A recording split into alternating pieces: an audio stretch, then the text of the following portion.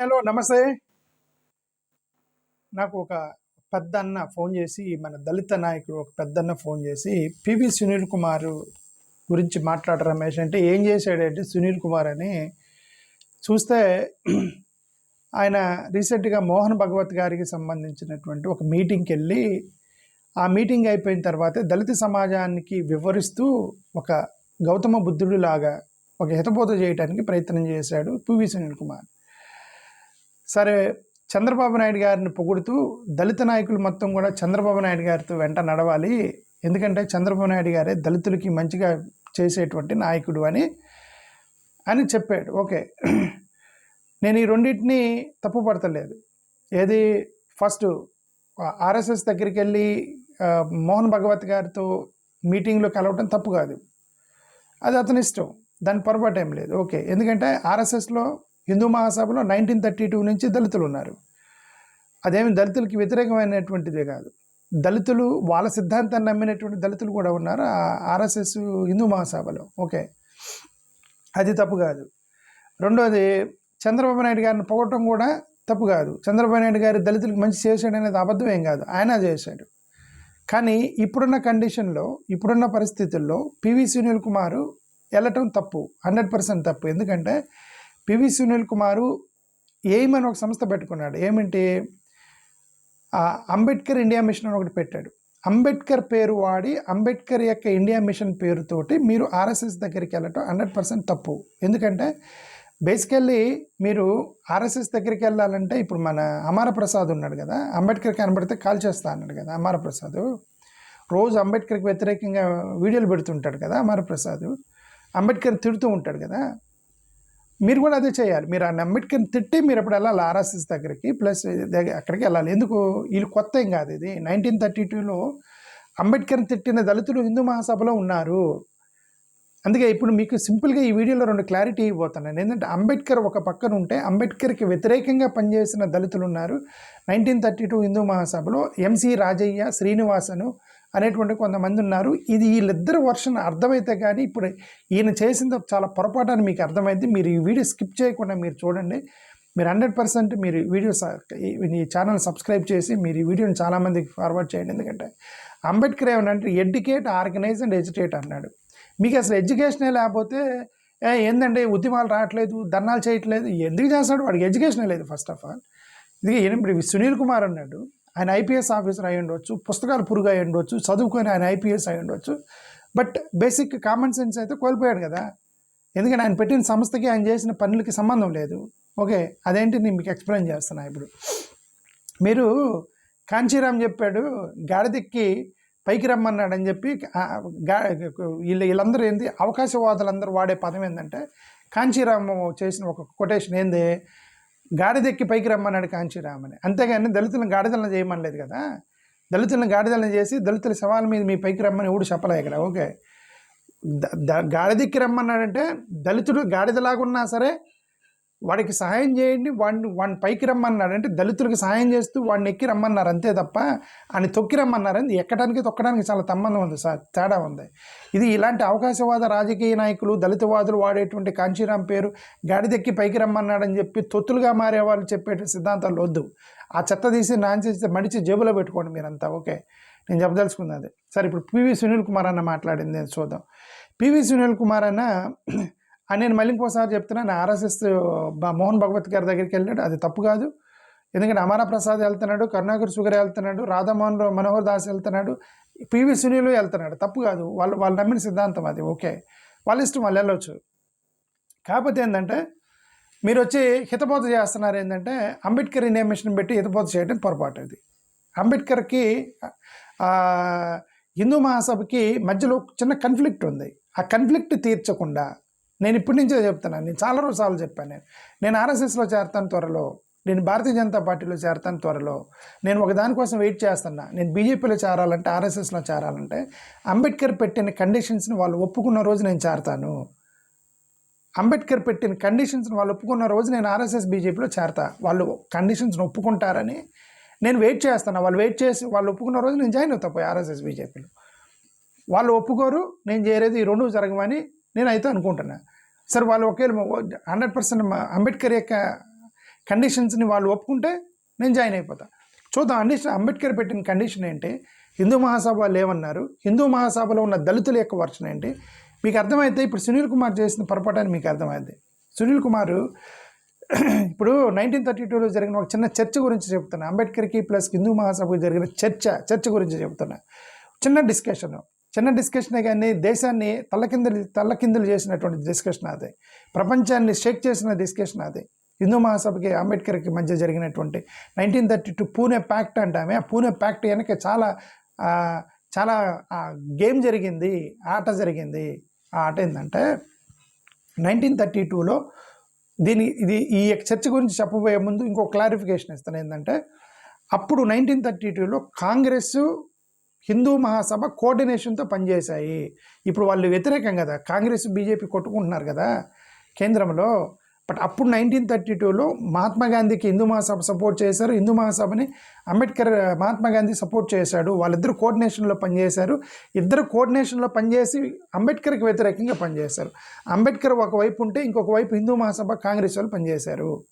అంబేద్కర్ ఒక డిమాండ్ పెడితే దానికి వ్యతిరేకంగా కాంగ్రెస్ హిందూ మహాసభ పనిచేశారు. అంటే కాంగ్రెస్ బీజేపీ రెండు వ్యతిరేకంగా పనిచేశాయి అంబేద్కర్కి. కానీ మీకు అనుమానం రావచ్చు, మరి ఇప్పుడు నువ్వు ఎందుకు కాంగ్రెస్కి సపోర్ట్ చేస్తున్నావు అంటే అప్పుడున్న కాంగ్రెస్కి ఇప్పుడున్న కాంగ్రెస్కి తేడా ఉంది. రాహుల్ గాంధీకి నువ్వు ఎందుకు సపోర్ట్ చేస్తున్నావు అని మీకు అనుమానం రావచ్చు. నేను ఎందుకు రాహుల్ గాంధీని సపోర్ట్ చేస్తున్నానంటే అప్పుడున్నటువంటి కాంగ్రెస్ మార్చుకుంటూ ఇందిరా కాంగ్రెస్గా మారి అప్పుడున్నది రైట్ వింగ్ కాంగ్రెస్. 1932లో కాంగ్రెస్ రైట్ వింగ్ కాంగ్రెస్, అది స్లోగా సెంటర్ అయింది. ఇప్పుడు లెఫ్ట్ కాంగ్రెస్, కమ్యూనిస్టులు ఇండియా బ్లాక్లోకి వచ్చారు. వీళ్ళంతా కమ్యూనిస్టులు, కాంగ్రెస్ వాళ్ళు, డిఎంకే వాళ్ళు, తృణమూల కాంగ్రెస్ వాళ్ళు, plus Shiv Sena, NCP, national Sharad Pawar లాంటి వాళ్ళు. అఫ్కోర్స్ జగన్ అన్న ఎన్డీఏలో ఉన్నప్పటికీ అతని సిద్ధాంతం మైండ్ సెట్ మొత్తం కూడా ఇండియా బ్లాక్ సిద్ధాంతం. వైఎస్ఆర్సీపీ కానీ ఆమ్ ఆద్మీ పార్టీ కానీ ఇది వీళ్ళందరూ కూడా ఏంటంటే ఇండియా బ్లాక్ సిద్ధాంతాలు కలిగి ఉన్నప్పుడు వాళ్ళందరూ కూడా అంబేద్కర్ ఐడియాలజీ మీద వెళ్తున్నారు వీళ్ళంతా. సో కాబట్టి 1932లో హిందూ మహాసభకి కాంగ్రెస్ ఉండి ఉండవచ్చు, బట్ ఇప్పుడు అంబేద్కర్ ఐడియాలోకి మారారు. బట్ వాళ్ళు మాత్రం ఆ హిందూ మహాసభ బీజేపీకి అవతరించి, ఆర్ఎస్ఎస్కి అవతరించి వాళ్ళు మాత్రం అదే సిద్ధాంతంలో అన్చేంజ్డ్గా మారుతున్నారు. That is a difference. ఇప్పుడు now let is going in to the details. అంబేద్కర్కి హిందూ మహాసభకి జరిగిన గొడవ రెండు జరిగాయి.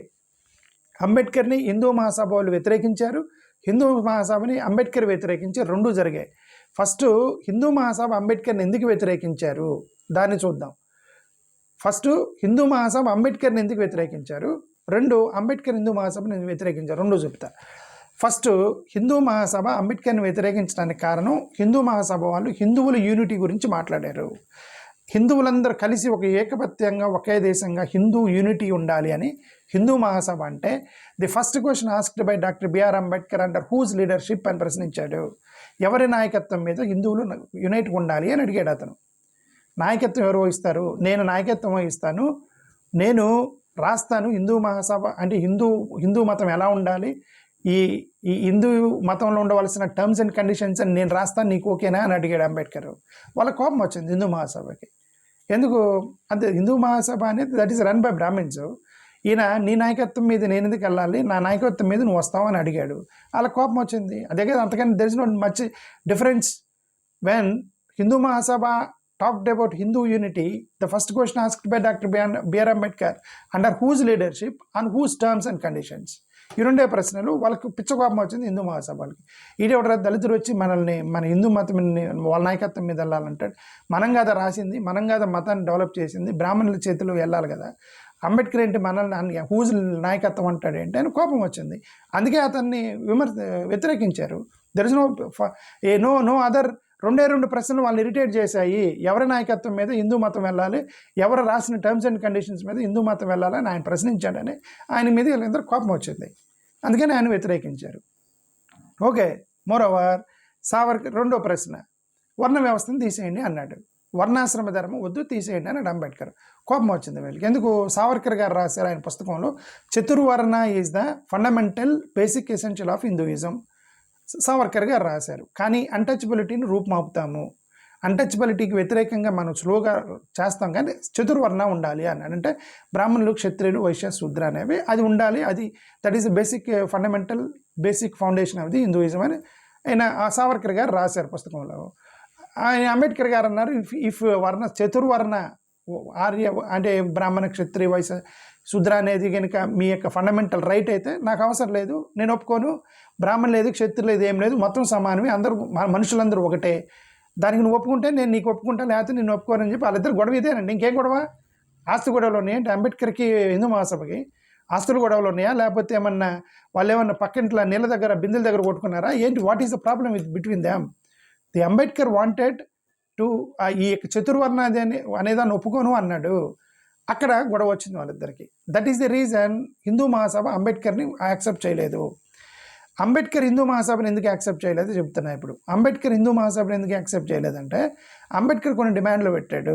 ఏంటి? డిప్రెస్డ్ క్లాసులకి రాజకీయ పవర్ ఉండాలి, డిప్రెస్డ్ క్లాసులకి సపరేట్ ఎలక్టోరల్ ఉండాలి, డిప్రెస్డ్ క్లాసులకి గ్యారంటీడ్ రిప్రజెంటేషన్ ఉండాలి, మాకు ఇష్టం ఉంటే హిందూ మతంలో ఉంటాం, లేకపోతే వేరే మతాలకు వెళ్తే ఫ్రీడమ్ టు లీవ్ హిందూయిజం ఉండాలని ఈ 3 కండిషన్స్ని పెట్టాడు అంబేద్కర్. పెడితే వాళ్ళు దాన్ని ఒప్పుకోలే. ఏమైనా నువ్వు రాజకీయంగా ఎదిగితే నువ్వు నా కంట్రోల్లో ఎట్టుంటావు? ఏమైనా నీకు సపరేట్ ఎలక్టర్ ఉండి మీ ఎస్సీలు మాత్రమే ఎస్సీలకు ఓట్లు వేస్తే, ఎస్సీ ఎమ్మెల్యేలను ఓటేస్తే వాడు నేను చెప్పిన మాట ఎందుకు అంటాడు? నా కంట్రోల్లో సరిపోతాడు కదా. మేము ఒప్పుకోము. ఎందుకంటే ఇదంతా ఆధిపత్యమేనండి. ఇది ఆధిపత్యమే. ఆధిపత్యంలోనూ ఉన్నారు. మరి ఇదంతా కూడా వీళ్ళంతా ఫిలాసఫీలు మార్చుకున్నారు. కానీ ఆధిపత్యం చేజారిపో ఎవడైనా సరే కంట్రోల్ని ఎవరు పోగొట్టుకోరు. ఆ కంట్రోల్లో ఉంచుకోవాలని ట్రై చేస్తారు. వాళ్ళు అదే ట్రై చేశారు, కంట్రోల్లో ఉంచుకోవాలని వాళ్ళు ఒప్పుకోలేదు. మోరోవర్ నువ్వు ఫ్రీడమ్ టు లివ్ హిందూయిజం అంటున్నావు, మేము ఓకే మీ ఇష్టమైన హిందూ మతం ఉండండి, పోతే పోండి అంటే హిందూ జనాభా పడిపోతుందని చెప్పి వాళ్ళ భయం. కాబట్టి అంబేద్కర్కి ఒప్పుకోవాలి. కాబట్టి Ambedkar rejected them. So Hindu Mahasabha rejected Ambedkar rejected Hinduism, Hindu Mahasabha. ఈ 2 కూడా జరిగినాయి. ఇప్పుడు సునీల్ కుమారు అంబేద్కర్ ఇండియా మిషన్ అని పెట్టుకొని ఇప్పుడు వెళ్ళి వాళ్ళ దగ్గరికి వెళ్ళాడు. ఆయన నచ్చారు అని చెప్తున్నాడు. ఆయన ఒక పోస్ట్ చేశాడు. ఆయన ఏం పోస్ట్ చేశాడు? ఇప్పుడు ఆయన పోస్ట్ చేసింది నేను చెప్తున్నాను. ఆయన ఒక హితబోధ చేశాడు. సునీల్ కుమార్ అక్కడికి వెళ్ళి ఆర్ఎస్ఎస్ దగ్గర నుంచి మనం చాలా నేర్చుకోవాలి, మోహన్ భగవత్ దగ్గర నుంచి చాలా నేర్చుకోవాలి మనం అని ఒక వీడియో రిలీజ్ చేశాడు. ఆయన ఎవరు చెప్పకుండానే, ఆయన ఎవరు అడగకుండానే, ఎవరు అడగలా ఆయన క్లారిఫికేషన్ ఇస్తున్నాడు. వెంకయ్యనాయుడు గారు లాంటి వాళ్ళని తీసుకొచ్చి కూర్చోబెట్టారు, ఆయన కూడా మాట్లాడడానికి అవకాశం ఇవ్వలేదు, వాళ్ళ నిబద్ధత నేర్చుకోండి అని అడగకుండానే చెబుతున్నాడంటే ఈయన అవమానం ఫీల్ అయ్యాడు అని అర్థం. ఈయనకేదో ప్రత్యేక ఆహ్వానం నాకు ఇచ్చారు. నీకెందుకు ఇచ్చారు ప్రత్యేక ఆహ్వానం? సునీల్ అన్న నాకెందుకు ఇవ్వలేదు, విజయ్ కుమార్ అన్న ఎందుకు ఇవ్వలేదు, జాడా శ్రవణ్కి ఎందుకు ఇవ్వలేదు, నీ ఒక్కడికి ఎందుకు ఇచ్చారు? ఎందుకంటే నువ్వు 2024లో అలా కనుగొట్టావు. నువ్వు పొత్తు పెట్టుకుంటానని మీ జనాల్ని బీజేపీ ఆఫీస్కి పంపించి వాళ్ళు కనుగొట్టావు కాబట్టి నీకు వాళ్ళు ప్రత్యేక ఆహ్వానం ఇచ్చారు. విజయ్ కుమార్కి ఎందుకు లేదు? అతను కూడా దళిత నాయకుడు. అయితే జాడా శ్రవణ్ కుమార్కి నీకెందుకు ఇచ్చారు? ఎందుకంటే నువ్వు కనుగొట్టావు కాబట్టి వాళ్ళు నీకు ఇచ్చారు. ఇతను మన లైన్లోకి వచ్చేది అట్టుకున్నాడని. నీ ప్రత్యేకం అంటే యు ఆర్ నాట్ స్పెషల్. నువ్వు వాళ్ళని స్పెషల్గా ట్రీట్ చేసి కనుగొట్టావు కాబట్టి నీకు ఇచ్చారు ఆహ్వానం. ఓకే, అది పాయింట్ 1. ఇంక రెండోది, అక్కడ వాళ్ళ టైమింగ్ చూసి నేర్చుకోవాలి మనం. అంటే టైమింగ్ చూసి నేర్చుకోవాలంటే దళితులు ఆ బస్సుల్లో పోవాలి. వాళ్ళందరూ ఏమో ఇప్పుడు ఆర్ఎస్ఎస్ మీటింగ్ పెడతారండి, వాళ్ళందరూ డబ్బులు ఉన్న వాళ్ళండి. ఆర్ఎస్ఎస్ వాళ్ళందరూ ఏం చేస్తారు? కారుల్లో పోతారు. బీజేపీ వాళ్ళు డబ్బులు ఉన్న వాళ్ళు కారుల్లో పోతారు, టైంకి వస్తారు, మోహన్ భగవత్ గారు స్పీచ్ ఇస్తారు. అదే ఇప్పుడు నేను మీటింగ్ పెడుతున్నాను రైవే మన దళిత సంఘాలు రండిరా మన పేదోళ్ళు అంటే వాడు ఆటోలు పట్టుకొని సైకిళ్ళు పట్టుకొని పొలాల్లో దొరికి రావాలి. వాడు టయానికి ఆడవస్తాడు, నువ్వు ఇస్తావా? ఈయన సునీల్ కుమార్ ఏమన్నా ఇప్పుడు దళిత సంఘాలకు ఫండింగ్ చేశాడు? అతను ఏమన్నా ఏమని సంస్థ పెట్టి ఆయన ఫండింగ్ చేసి ఆయన ఏదో సొంత కార్యక్రమాలు చేసుకున్నాడు, కానీ దళితులకి ఏమైనా హెల్ప్ చేశాడా సునీల్ కుమార్? ఓకే, వాళ్ళ దగ్గరికి వెళ్ళి వాళ్ళు సూపరు డూపరు వాళ్ళ దగ్గర నేర్చుకుని దళితులకి నువ్వు హితపోత చేస్తున్నావే, ఆ హితపోత చేసే బదులు వాళ్ళకి డబ్బులు ఇస్తే కారు కొనిచ్చు. సునీల్ కుమార్ అన్న దళితుల మొత్తాన్ని కార్లు కొనిచ్చు. నీకంటే ముందు వెళ్ళి ఆఫీసుని మీట్లో ఉంటారు, ఆడ బస్సు పట్టుకొని ఆటో పట్టుకొని ఎర్ర బస్సు ఎక్కి రావాలి. వాళ్ళంతా దళిత సంఘంలో దళిత సమాజంలో వాళ్ళని వీళ్ళు పోల్చి వీళ్ళు నువ్వు అవమానించడం కరెక్ట్ కాదు. నువ్వేదో మీ దళితులు మీరు టయానికి రారన్నట్టుగా మీరు పోస్ట్ చేయడం కరెక్ట్ కాదు సునీల్ కుమార్ అన్న. నీకు ఆర్ఎస్ఎస్ నచ్చితే నువ్వు వెళ్ళు ఆర్ఎస్ఎస్కి, తప్పులేదు. ఎంసీ రాజయ్య వెళ్ళాడు, నువ్వు ఎంసీ రాజయ్య నీ ఏమని పెట్టుకోవడం పొరపాటేనా? సునీల్ కుమార్ ఏమని పెట్టుకోకూడదు, అంబేద్కర్ ఇండియా మిషన్ అనేది పెట్టకూడదు, అతను రిమ్ అని పెట్టుకోవాలి, రాజయ్య ఇండియా మిషన్ పెట్టుకోవాలి. ఎందుకంటే M C Rajaiah is the one who join with Hindu Mahasabha, RSS Bharatiya Janata party చేరింది ఎంసీ రాజయ్య, అంబేద్కర్ కాదు కదా. అంబేద్కర్ వాళ్ళిద్దరు గొడవ ఉంది. ఏదైనా వాళ్ళిద్దరికి అంబేద్కర్ ఇప్పుడు హిందూ మహాసభలో 3 ఉన్నారు 1932లో. ఎవరెవరు? ఎంసీ రాజయ్య, శ్రీనివాసను ప్లస్ ఎస్ఎన్ హుదార్, మన సర్ప్రైజింగ్ ఏంటంటే ఈ ముగ్గురులో అప్పుడు హిందూ మహాసభ సపోర్ట్ అంబేద్కర్కి వ్యతిరేకంగా హిందూ మహాసభకి సపోర్ట్ చేసిన ముగ్గురులో ఇద్దరు ఆంధ్ర వాళ్ళు. ఎవరెవరు? ఎంసీ రాజయ్య, ఇతను మద్రాస్ ప్రెసిడెన్సీకి సంబంధించినాడు. ఆర్ శ్రీనివాసన్ మద్రాస్ ప్రెసిడెన్సీకి సంబంధించినాడు. మద్రాస్ ప్రెసిడెన్సీ అంటే అప్పుడు ఆంధ్ర మద్రాస్ ప్రెసిడెన్సీ ఒకటే, రెండు ఒకటే. అంటే ఆంధ్రవాడు అన్న, అందుకే తమిళ ఆంధ్ర రెండు ఒకటే. ఆ టైంలో 1932లో మన సపరేట్ రాష్ట్రం లేదు, మన మద్రాస్ ప్రెసిడెన్సీలో కలిసి ఉన్నాము. అంటే అర్థం ఏంటి? ఎంసీ రాజయ్య ఎవరైతే ఆంధ్ర వాళ్ళు ఉన్నారో వీళ్ళే వెళ్ళి అంబేద్కర్కి వ్యతిరేకంగా ఎందుకు అంబేద్కర్ విగ్రహాలు తగలబెడుతున్నారు, ఎందుకు అంబేద్కర్ విగ్రహాలని, అంబేద్కర్ యొక్క పేరు ఒక రాష్ట్రానికి పెడితే, ఒక జిల్లాకి పెడితే అంత గొడవ చేశారంటే బేసికల్లీ ఆంధ్రప్రదేశ్లో అంబేద్కర్ యాంటీ వ్యక్తులు ఉన్నారు, అంత ఉద్యమం ఉంది ఆంధ్రప్రదేశ్లో అంబేద్కర్కి వ్యతిరేకంగా. వాళ్ళలో ఎంసీ రాజయ్య, ఆర్ శ్రీనివాసన్ అనేటువంటి ఇద్దరు దళితులు వెళ్ళి హిందూ మహాసభలో అంబేద్కర్కి వ్యతిరేకంగా పనిచేశారు. వాళ్ళని కలిసాడు వెళ్ళి సునీల్ కుమార్ అంబేద్కర్ ఇండియా మిషన్ పేరు పెట్టుకొని. నువ్వు అన్ని అంబేద్కర్ ఇండియా పేరు పెట్టకూడదనా? నువ్వు రాజయ్య మిషన్, ఇండియా మిషన్ అని పేరు మార్చుకోండి. మీరు అంబేద్కర్ పేరు పెట్టుకొని మీరు అంబేద్కర్ యొక్క వ్యతిరేకంగా మీరు పని చేయకూడదు. మీరు యూ షుడ్ అండర్స్టాండ్ దిస్. అందుకే ఆయన ఎడ్యుకేట్ అన్నాడు అంబేద్కర్. ఫస్ట్ మీకు ఎడ్యుకేషన్ లేకుండా మీరు ఆర్గనైజ్ చేయకుండా ఎడ్యుకేషన్ చేయలేరు. కాబట్టి రిజర్వేషన్లు ఎత్తేస్తున్నారు. మీరు ఇంకా ఊరు బయట ఉన్నారు, మీరు ఇంకా బయటికి రాలేదు, మీకు ఇంకా రిజర్వేషన్స్ లేవు, మీరు చదువుకోరు, మీరు ఇంకా చెడ్డీలు వేసుకొని తిరుగుతున్నారు. ఎందుకంటే ఫస్ట్ మీకు ఎడ్యుకేషన్ లేదు. పుస్తకాలు పురుగులు అయ్యి ఐపీఎస్ ఆఫీసులు, ఐఏఎస్ ఆఫీసులు అయి ఉండవచ్చు. But education is different and studying is different. Degrees are different. వీళ్ళకి బేసికల్గా ఎడ్యుకేషన్ లేదు. అంబేద్కర్కి వాళ్ళకి వచ్చిన తేడా ఏంటంటే ఇప్పుడు ఏంటి? M C Rajaiah batch plus Ambedkar batch. Ambedkar batch ఎవరు? ఈ అంబేద్కర్ వాదులు, అంబేద్కర్కి వ్యతిరేకంగా అంటే అంబేద్కర్ వాదులు, అంబేద్కర్ యొక్క సంఘాలు, ఆ మూల నివాసి కోసం కొట్లాడేవాళ్ళు, అంబేద్కర్ అనేటువంటి అంబేద్కర్ సంఘాలు, మాలాంటి వాళ్ళు, మేమందరూ అంబేద్కరిస్టులు. వీళ్ళందరూ కూడా ఎందుకు ఆర్ఎస్ఎస్కి వ్యతిరేకంగా మాట్లాడుతుంటారు వీళ్ళు? ఎందుకంటే వీళ్ళు అంబేద్కర్ బ్యాచ్. ఇప్పుడు వీళ్ళు ఎవరైతే ఇప్పుడు కరుణాకర్ సుగుణ ప్లస్ హమారా ప్రసాద్ ప్లస్ మా రాధా మనోహర్ దాసు, పివి సునీల్ కుమారు, మందకృష్ణ మాదిగ, వీళ్ళందరూ బీజేపీలో చేరి వీళ్ళందరూ ఆ లైన్లో ఎందుకున్నారు? వాళ్ళకి ఎంసీ రాజయ్య కావాలి. వాళ్ళకి ఎంసీ రాజయ్య నాయకుడు. వాళ్ళకి ఇప్పుడు మీరేం చేయాలి? మీరు అంబేద్కర్ విగ్రహాలకి మీరు పూలదండ వేయకూడదు. ఎవరెవరైతే ఇప్పుడు ఈ యొక్క ఎన్డీఏ కూటమిలో ఉన్నారో, తెలుగుదేశం, బీజేపీ, జనసేన కూటమిలో ఎవరెవరైతే ఉన్నారో మీరు అంబేద్కర్ విగ్రహాలకి పూలమాలేసే రైట్ మీకు లేదు. అంబేద్కర్ యొక్క పేరు విత్ రైట్ మీకు లేదు. మీ నాయకుడు ఆర్సీ రాజయ్య, అంబేద్కర్ కాదు. ఆ క్లారిటీ, అరే ఇతని పేరేంటి, అమరప్రసాద్కి చాలా క్లారిటీ ఉంది. వీళ్ళందరికంటే అమరప్రసాద్కి చాలా క్లారిటీ ఉంది. I appreciate Amarprasad. ఎందుకంటే అతను కొద్దిగా క్లారిటీ ఉంది. ఎందుకు? అతనికి తెలిసి అంబేద్కర్ మా నాయకుడు కాదు, ఎంసీ రాజయ్య మా నాయకుడు. ఎంసీ రాజయ్య అనేటువంటి దళితుడు ఈ యొక్క బీజేపీ ఆర్ఎస్ఎస్లో ఉన్న దళితుల మొత్తానికి నాయకుడు ఎంసీ రాజయ్య, అంబేద్కర్ కాదు. అంబేద్కర్ వాళ్ళకి వ్యతిరేకి. కాబట్టి అతను అంబేద్కర్ కనిపిస్తే కాలుస్తా అన్నాడు అతను, అమరప్రసాద్. కాబట్టి అంబేద్కర్కి వ్యతిరేకంగా వీడియోలు పెడుతూ ఉంటాడు. ఎందుకు? అతని క్లారిటీ ఉంది వాళ్ళ నాయకుడు ఎవరో ఎంసీ రాజయ్య, అంబేద్కర్ కాదు. మీకే క్లారిటీ లేదు, మీకే ఎడ్యుకేషన్. అమరప్రసాద్ కొన్ని ఎడ్యుకేషన్ కూడా వీళ్ళకి లేదు. మీరందరూ అంబేద్కర్ పేరు వాడుకొని మీరు అటువైపుకి వెళ్ళటం అనేది అంబేద్కర్కి వ్యతిరేకం. అది మీరు ఎంసీ రాజయ్య వారసులాగా, అమరప్రసాద్ లాగా, కరుణాకర్ సుగుణ లాగా, ఇతను రాధా మనోహర్ దాస్ లాగా మీరు కూడా ఆ లైన్లోకి వెళ్ళి మీరు అంబేద్కర్ పేరు వాడకూడదు, ఎంసీ రాజయ్య పేరు వాడాలి. నేను అదే పదే చెప్తున్నాను అన్నమాట. ఓకే, మీరంతా MC Rajaiah batch, Ambedkar batch కాదు. ఇక నుంచి అంబేద్కర్ యొక్క విగ్రహాలకు దండలేసిన, అంబేద్కర్ యొక్క ఏమంటారు, అంబేద్కర్ యొక్క దినోత్సవాలు, వర్ధంతులు చేసినా సరే అది మీరు అంబేద్కర్కి అన్యాయం చేసినట్టు నా ఉద్దేశం. అది first of all I request Sunil Kumar, change the name aim as a rim. మీరు ఎయిమ్ అనేది పేరు తీసేయండి, రిమ్గా పెట్టుకోండి. ఎందుకంటే వీళ్ళిద్దరికి వచ్చిన గొడవ ఏంటి? ఎంసీ రాజయ్య బ్యాచ్కి ప్లస్ అంబేద్కర్కి ఏంటి? అంబేద్కర్ మనుస్మృతిని తగలబెట్టి ల్యాండ్ రిఫార్మ్స్ కావాలి, మా వాళ్ళకి ల్యాండ్ రిఫార్మ్స్ కావాలి, మనుస్మృతిని మేము యాక్సెప్ట్ చేయము, పొలిటికల్ సేఫ్ గార్డ్ ఉండాలి, సపరేట్ ఎలక్టర్ రూల్స్ ఉండాలి, మా ఇష్టం అండి, మేము హిందూ మతం ఉంటే ఉంటాం, లేదంటే వేరే మతానికి వెళ్తాము, కన్వర్షన్ స్వేచ్ఛ ఇవ్వండి అని ఆయనే కన్వర్ట్ చేసుకొని బుద్ధిజంలోకి వెళ్ళాడు. బ్రాహ్మణిజాన్ని వ్యతిరేకించాడు అంబేద్కర్.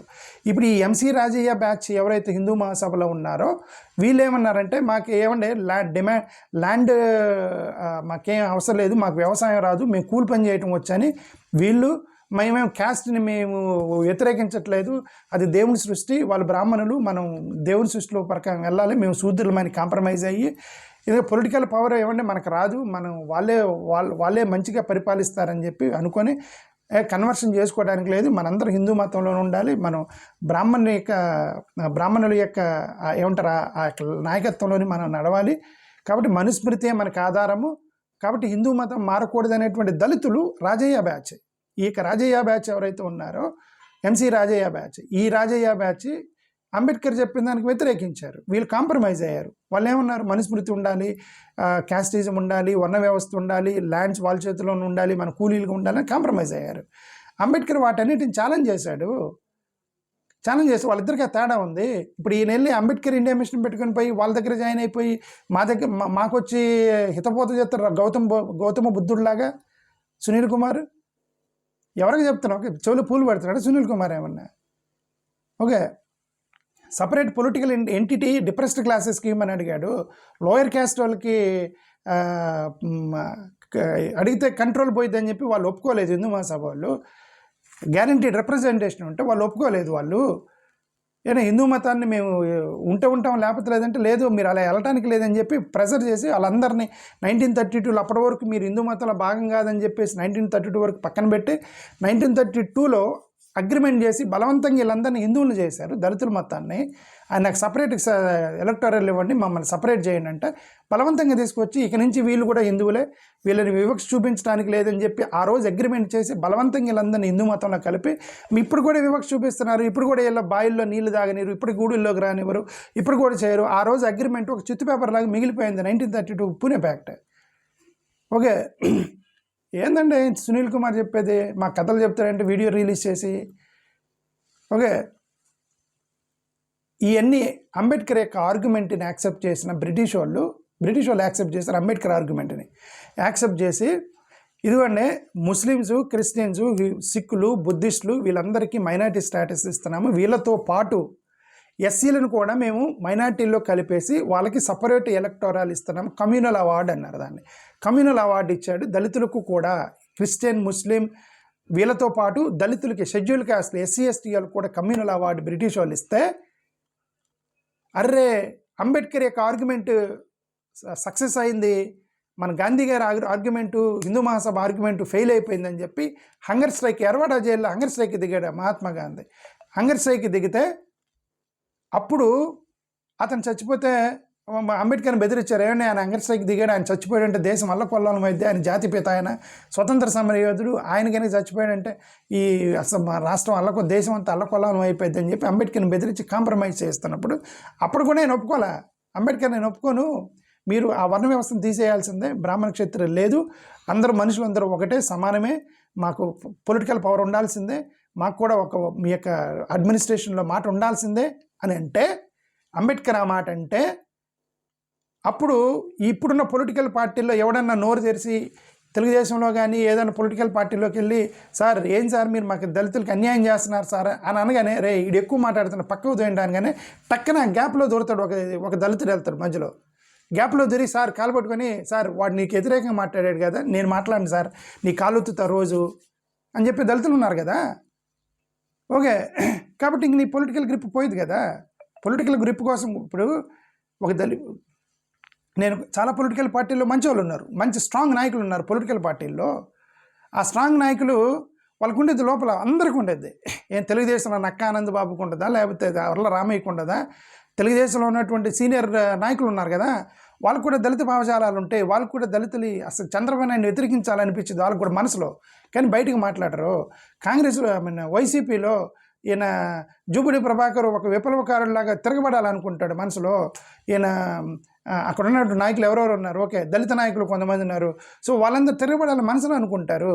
కానీ నేను తిరగబడ్డాను అనుకో, టక్కన పక్కకి తప్పించేసి ఇంకో దళితుడు దూరి కాలు పట్టుకుంటాడు, వాళ్ళది నా పొలిటికల్ కెరీర్ ఎండ్ అయిపోయింది అని చెప్పేసి వీళ్ళందరూ కూడా కాంప్రమైజ్ అయ్యి పొలిటికల్ పార్టీలు సెట్ అయిపోయి ఉన్నారు.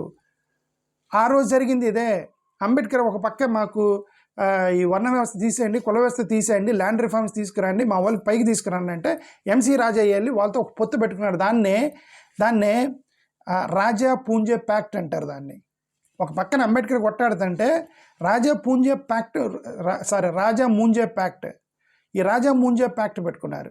రావ్ బహదూర్ ఎంసీ రాజా వర్సెస్ డాక్టర్ బిఎస్ మూంజే, ఈ యొక్క మూంజే గారు, ఈయన అప్పుడు హిందూ మహాసభ ప్రెసిడెంట్గా ఉన్నారు. వీళ్ళిద్దరు ప్యాక్ట్ పెట్టుకున్నారు. వాళ్ళిద్దరు ప్యాక్ట్ ఏంటి, సపరేట్ ఎలక్టరల్ ఉండదు, అందరు కూడా జనరల్ కలిసే ఉండాలి, వర్ణ వ్యవస్థ అలానే ఉంటుంది, ల్యాండ్ రిఫార్మ్స్ ఇవే ఉండవు. మేము చెప్పిన మీ అదే కదా. ఈయన అడిగిన దానికి వ్యతిరేకంగా మీరు ఈయన పక్కన పడేసి మీరు పెట్టుకున్నారంటే రాజా ముంజే ప్యాక్ చేశారంటే అదే కదా అర్థం. రాజా ముంజే ప్యాక్ చేశారు.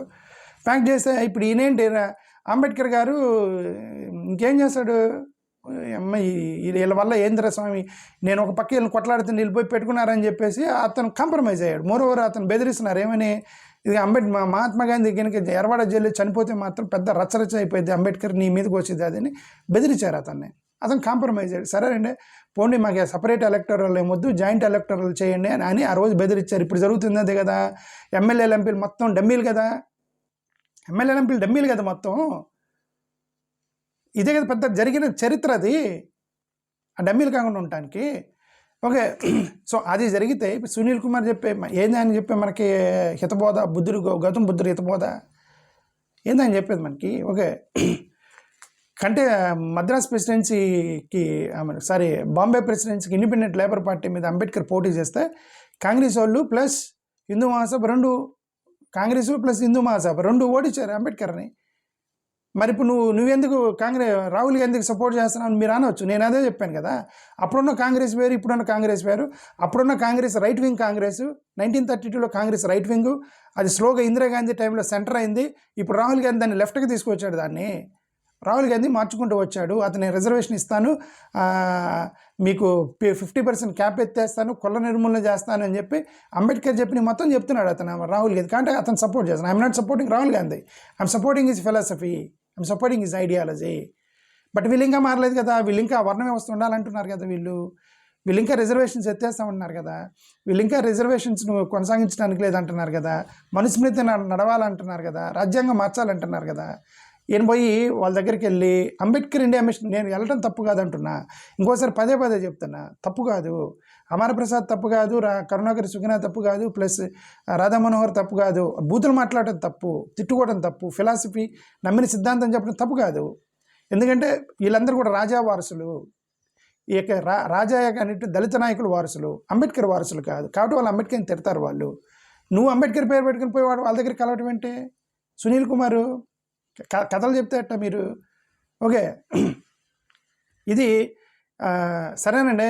ఇప్పుడు కూడా మేము ఒకటే అనేది ఏంటంటే, సరే నువ్వు వెళ్ళి జాయిన్ అయితే జాయిన్ అయ్యావు సునీల్ అన్న, నువ్వు వెళ్ళి ఫ్రెండ్ అయ్యారు కదా, నీకు ప్రత్యేక ఆహ్వానం ఇచ్చారు కదా, నువ్వు స్పెషల్ గెస్ట్ కదా, అంటే నీకు బాగా వాళ్ళకి సంబంధం ఉంది కదా, ఒకే ఒక మాట అడుగు, నేను వచ్చి జాయిన్ అవుతాను, బీజేపీ ఆర్ఎస్ఎస్లో జాయిన్ అవుతాను, సునీల్ కుమార్ అని మన ఇద్దరం వెళ్ళి జాయిన్ అవుతాం బీజేపీ ఆర్ఎస్ఎస్లో.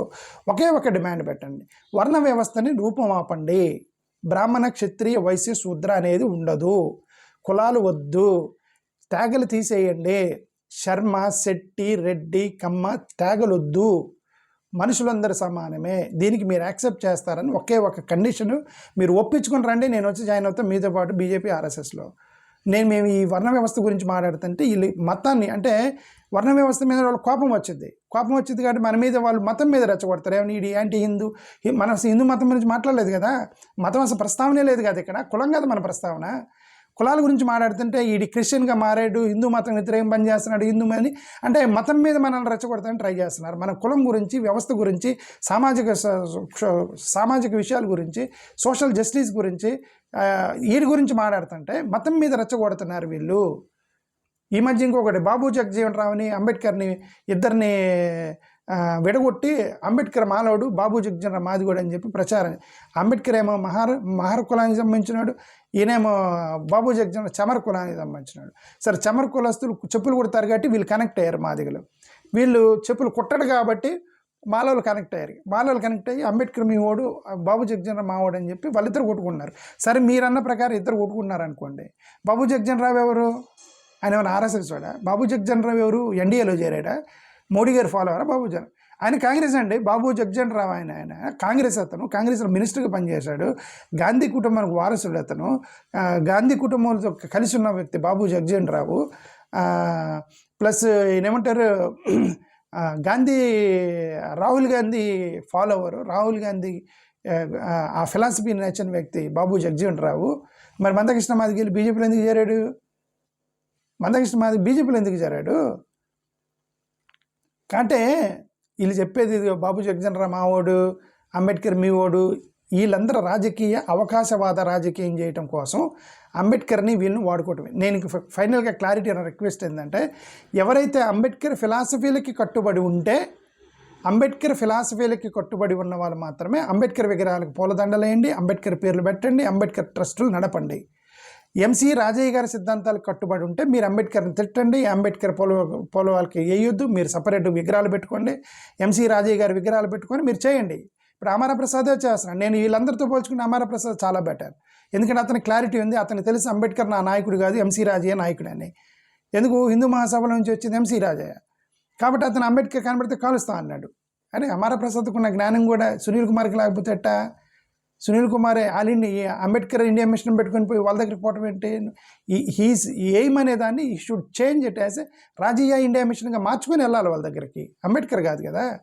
సో అది నా సంగతి. ఓకే సరే, ఎనివే నాకు ఒక అన్న అది చూసి ఆయన బాధపడి నాకు చెప్పాడు, ఆయన బాధపడ్డాడు, మేము బాధపడ్డాం. ఇట్లా అంటే అరే ఎవరో ఒకరు మన యొక్క సమాజంలో కొద్దిగా హై పొజిషన్లోకి వెళ్తున్నారు. నేను ఒకటి ఫైనల్గా చెప్పదలుచుకుంది ఏంటంటే, మీకేమైనా ఆస్తులుండి కేసులుండి మాకు అన్యాయం జరుగుతుంది, రేపొద్దున ఈడీ అటాక్ చేస్తారేమో, వాళ్ళందరూ వచ్చి పడతారేమో, ఎందుకు వచ్చిన గొడవ, మనం వెళ్ళి బీజేపీలో చేరదాము, ఆర్ఎస్ఎస్లో చేరదాము, ఎన్డీఏలో చేరదాము, చంద్రబాబు నాయుడు గారు కాపాడతారు అని ఉంటే పార్టీలో చేరిపోండి. ప్లీజ్ గో ఇన్సైడ్ ద పార్టీలో చేరిపోండి. అంటే ఇప్పుడేమో నక్కానంద బాబు ఉన్నాడు, ఆయన తెలుగుదేశం కార్యకర్తగా పనిచేస్తున్నాడు, వర్లరామయ్య తెలుగుదేశం పనిచేస్తున్నాడు, మెరుగు నాగార్జున వైసీపీ కార్యకర్తగా పనిచేస్తున్నాడు.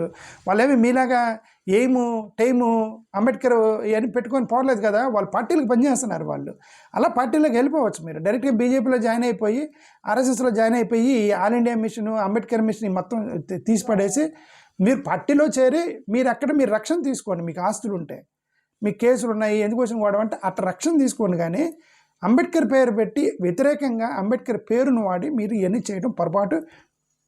Again I'm saying that NDA కూటమిలో ఉన్న వాళ్ళు, మోడీ గారి సపోర్టర్స్, మోడీ యొక్క అసోసియేషన్లో ఉన్న వాళ్ళు ఎవరు కూడా అంబేద్కర్ పేరు పెట్టుకున్న అర్హత మీకు లేదు. Until and unless Ambedkar's demand fulfilled. The demand of single fundamental demand of Ambedkar is వర్ణ వ్యవస్థని తీసేయండి. క్షత్రియ బ్రాహ్మణ శూద్ర అనేది ఉండటానికి లేదు. అది ఫుల్ఫిల్ అయిన రోజు మీరు అంబేద్కర్తో సహా నేను కూడా వచ్చి ఆర్ఎస్ఎస్లో జాయిన్ అవుతా. దానికి వాళ్ళు ఒప్పుకోరు, ఎందుకంటే అది రన్ చేస్తుంది బ్రాహ్మణ్స్ కాబట్టి వాళ్ళు ఒప్పుకోరు. అది సింపుల్. దీంతకంటే క్లారిటీ ఏముంది? సునీల్ కుమార్ మాకు చెవులో పూలు పెడుతున్నాడు. థ్యాంక్ యూ, నమస్కారం.